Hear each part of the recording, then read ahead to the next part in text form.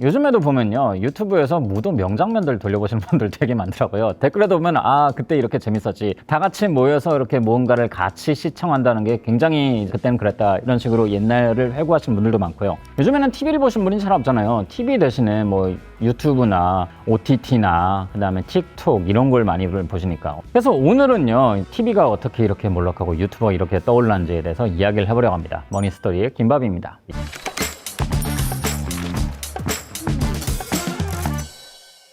옛날에는 정말 딱 시간 되면은 TV 앞에 앉아가지고 다들 그렇게 모여서 다 같이 보고, 그게 끝나면은 이제 그 다시 컴퓨터 앞이나 가가지고 이제 게시판에 이런 데 가지고 아 오늘 대박이었다 뭐 이런 식으로 가지고 막 이렇게 하던 때가 있었잖아요. 그게 굉장히 어떻게 보면 정겨운 풍경이었죠. 그때가 그랬잖아요. 뭐 무도를 보는 사람도 있었고 1박 2일 보는 사람도 있어가지고, 그래 각자 이제 주말 보내고 나서 월요일 되면은 학교로 와가지고 다들 그 얘기 하잖아요. 오늘 이거 대박이었다 뭐 이런 얘기하고, 뭐 진짜 그거에 대해서 그 프로그램 하나만 가지고 엄청나게 많은 얘기를 했었습니다. 그리고 드라마도 다 같이 기다려서 보던 그런 대박 드라마들이 하나씩 있었잖아요. 아 근데 이제는 그런 것들이 옛날 풍경이 되어버린 것 같아요. 뭔가 사람들이 이제 기다려서 본다는 것 자체가 이제는 보기 힘든 풍경이 되었으니까요. 그 자리를 무엇이 채우고 있냐? 뭐 유튜브라든가 OTT가 채우고 있는 거죠. 어떻게 보면 이 모든 시작은 사실 스마트폰 때문인 것 같습니다. 옛날에는 TV가 1차적인 매체였죠. TV 앞에서 앉아서 봐야 했는데 TV를 두 대를 가진 곳도 있지만은 뭐 그건 보통 이제 부모님 안방이 한 대, 거실 한 대, 그럼 거실 TV 가지고 쟁탈전이 벌어지는 거죠. 결국에는 다 같이 뭔가를 볼 수밖에 없었어요. 리모컨의 주도권을 잡고 있는,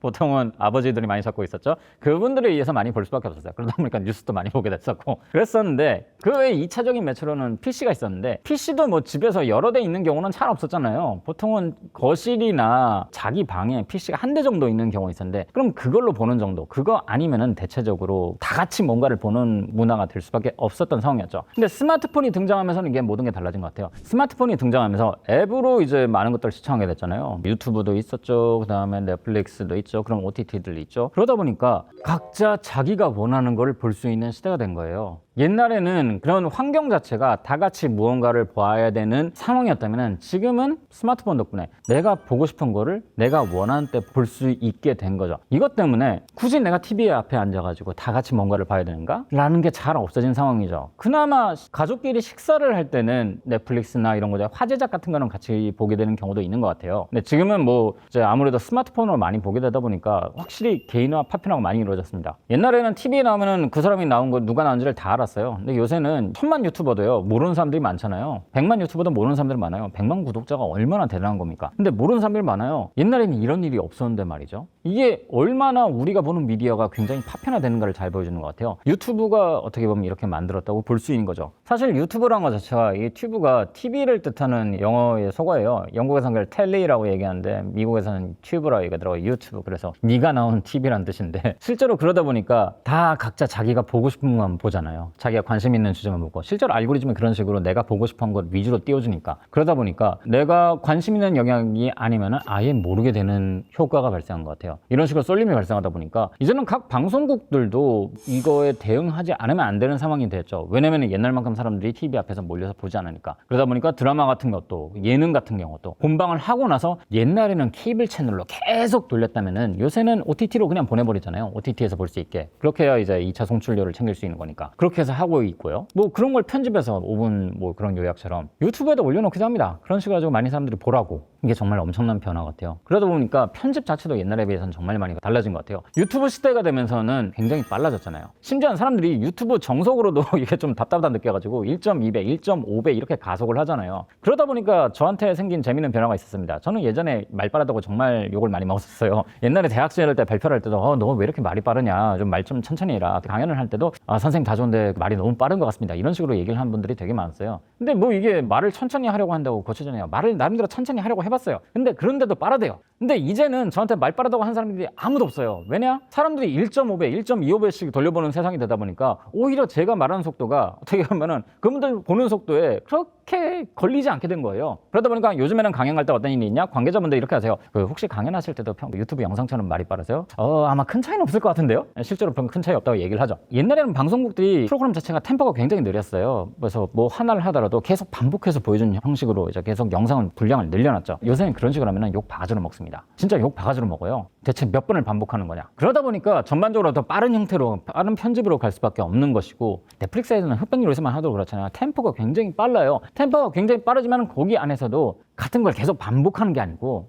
결국에는 그 빠른 템포에서도 내용을 꽉꽉 눌러놓은 게 보이잖아요. 그것도 많고. 이젠 그런 걸 방식을 원한다는 거예요. 근데 이거는 사실 방송국이 하기 어려운 것 중에 하나입니다.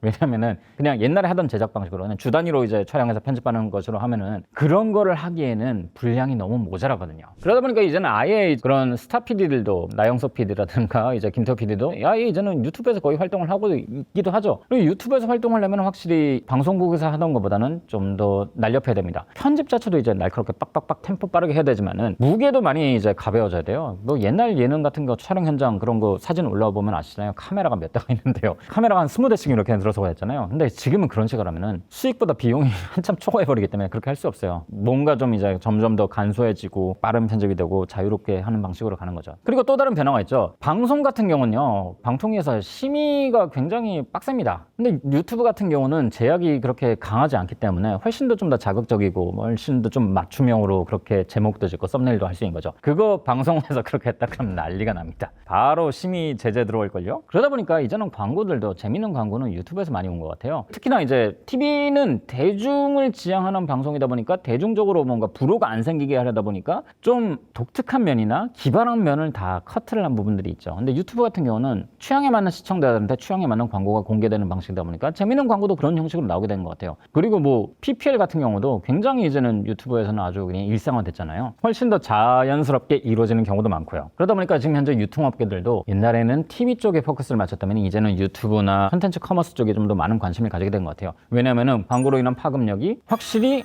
유튜브 쪽이 훨씬 더 커졌기 때문에. 그러다 보니까 정말 어마어마한 사람들이 뛰어드는 정말 레드오션이라 하기도 부족하죠. 그냥 피바다입니다. 진짜 피바다예요. 저도 지금 이 유튜브를 한 지가 만으로 5년이 되었지만은 정말 매달 바뀌는 트렌드, 매달 바뀌는 뭐 그런 거 보면은 정말 아득해집니다. 이걸 꾸준히 해야 되는 것 자체가 많은 사람들한테 엄청난 부담이 되거든요. 진짜 치열한 경쟁이에요. 지금도 끊임없이 수많은 사람들이 새로운 경쟁자로, 새로운 진입자로 등장하고 있는 상황이에요. 그 중에서 정말 극소수만 살아남아요. 그리고 있는 사람들도 나가 떨어지는 사람들 많습니다. 그 안에서 살아남기 위해서 얼마나 많은 노력을 해야 되는가. 정말 어려운 시장이다. 근데 어려운 시장인 것은 그만큼 현재 가장 수익성 있고 성장성도 여전히 있는 시장이기 때문에 그렇게 몰리는 거라 볼 수 있는 거죠. 그러다 보니까 많은 연예인들도 뭐 이제는 당연하게도 이제 자기 채널, 물론 전문 제작사가 붙긴 하지만요, 그렇게 하는 것 같습니다. 왜냐면은 전문 제작사는 채널 하나만 운영하는 것보다 여러 채널을 운영하는 것이 훨씬 더 이제 수익이 되거든요. 실제로 그렇잖아요. 지금 안성재 셰프 채널만 하더라도 그 흑백 요리사 만드는 프로덕션에서 지금 같이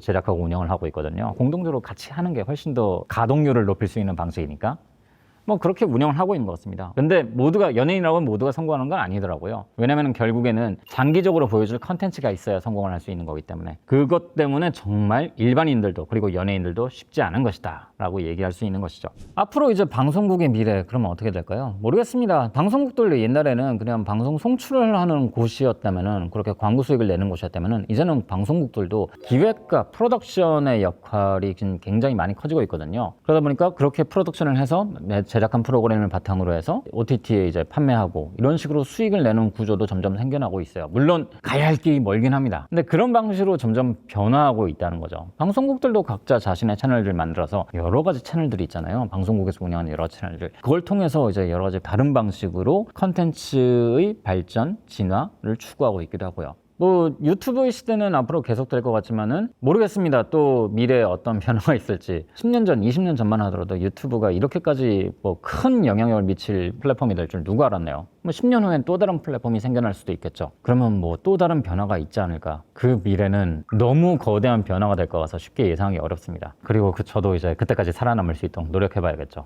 자, 오늘은 이제 유튜브가 어떻게 방송과 우리의 시간을 점령했는지에 대해서 이야기를 해봤는데요. 여기에서 또 다른 의견이나 재밌는 있는 다른 생각이 있으시다면 댓글로 남겨주시고요. 저는 이제 유튜브 편을 마지막으로 인사를 드리러 갑니다. 정말 길다면 긴 시간 동안 이 프로그램을 같이 출연을 하고 했었는데요. 1년 반 정도 됐더라고요. 1년 반 넘었나? 그동안 지켜봐 주셔서 감사합니다. 앞으로 머니인사이드의 다른 프로그램도 많이 사랑해 주시고요. 혹시나 모르죠. 또 제가 일회성으로 출연할지도 게스트로 나올 수는 있을 겁니다. 아무튼 그럼 건강하시고요. 감사합니다. 안녕히 계세요.